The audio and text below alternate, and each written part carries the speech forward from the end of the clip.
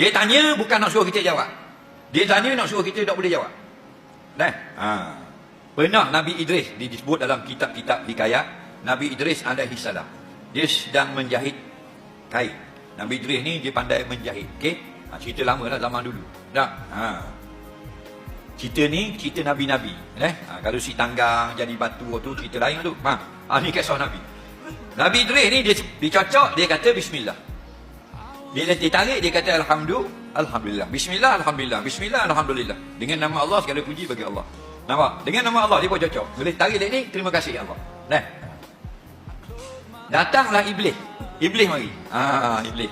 Orang bisa juga mari. Iblis mari tu. Dia tasyabuk berupa atas lelaki yang sudah tua. Dia masuk kat Nabi Idris. Dia kata, Nabi nak tanya satu soalan tentang Allah. Dia katanya Nabi Idris, soalan apa tu? Kata laki-laki tua tu, ni tengok tak kulit telur ni, isi tak ada dah. Kulit saja. Dia tebuk lubang atas, dia buang isi. Faham lagi? Tinggal telur ada lubang atas. Mampu dah Allah masukkan 7 lapis langit dan 7 lapis bumi dalam lubang telur.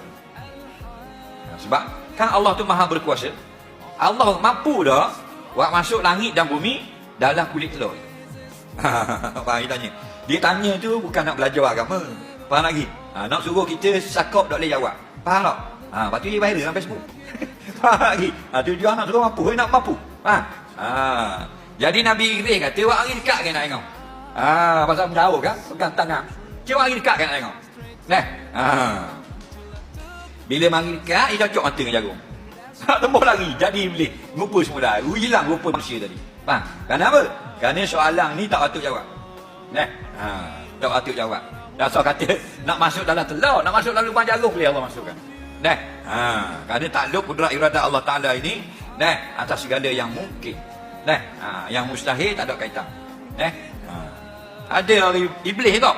Dia tanya Allah mampu tak buat batu yang sangat besar sampai Allah tak langgar nak angkat besarnya batu. Soalan tu panggil soalan iblis. Faham? Mampu tak? Allah buat batu yang sangat besar sehingga Allah tak gerak nak angkat batu tu, beratnya. Mampu tak? Kalau tak mampu buat, Allah tidak berkuasa. Kalau Allah mampu buat, Allah itu lemah, tak gerak nak angkat batu. Di soalan dia berangkat. Nampak? Jadi kita nak jawab kawan ni, kita kata soalan iblis kita tak jawab. Faham lagi? Kerana bukan ada orang boleh tanya kerana dia jahil nak tahu.